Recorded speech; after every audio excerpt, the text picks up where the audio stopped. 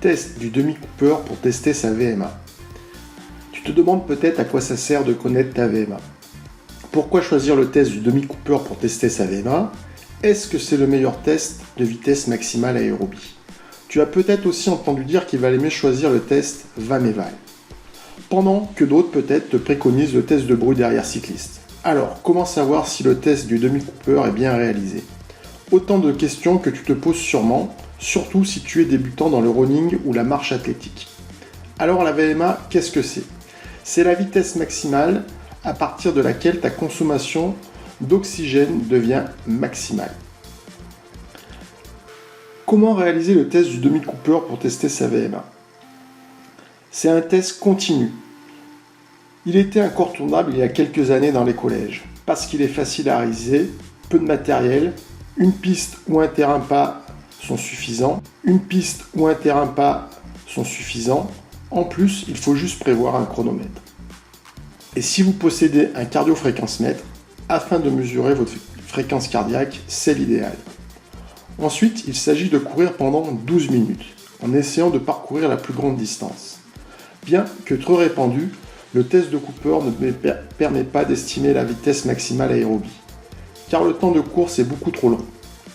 En effet, la durée maximale pour estimer la vitesse maximale aérobie est comprise entre 3 et 8 minutes, en fonction du profil du coureur. C'est pourquoi nous préférons utiliser le test du demi-Cooper, dont le temps de course est de 6 minutes.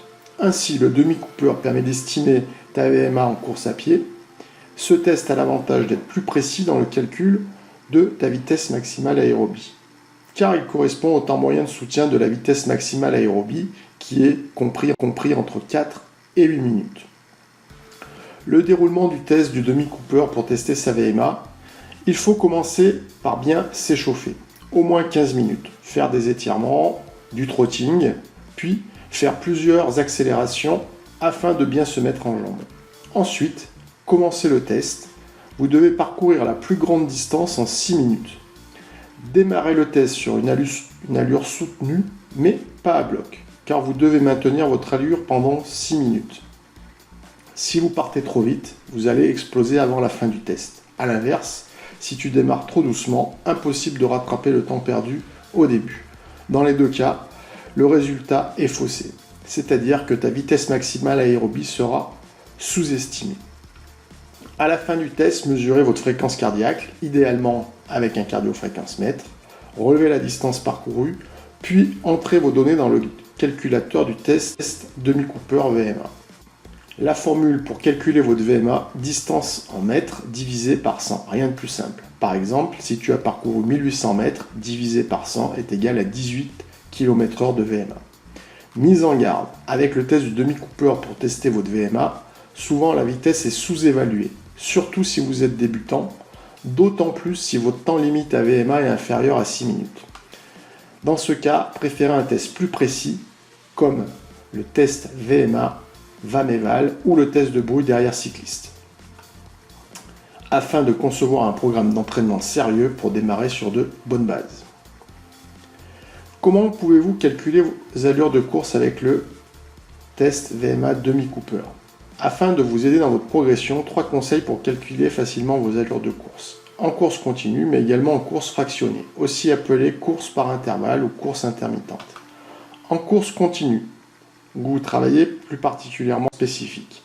Pour courir à 75% de votre VMA, 18 km/h x 0,75 est égal à 13,5 km/h. Temps de course préconisé, 1 à 2 heures. Vous êtes sur de l'endurance fondamentale. Deuxième exemple, la course fractionnée. Dans ce cas, nous utilisons des intensités entre 85 et 100% de votre VMA. Par exemple, pour une course de 18 km/h, à 90%, ça représente une vitesse de 16,2 km/h. Temps de maintien de 10 à 4 minutes selon votre niveau. Par exemple, faire 3 séries de 4 minutes avec 4 minutes de repos entre chaque série. Pour faciliter le calcul, nous vous proposons sur notre site internet globalsport.fr des outils. Maintenant, vous avez tous les éléments en main pour enfin courir comme un pro, chaussez vos baskets, prenez un chrono et rendez-vous au stade. Bon courage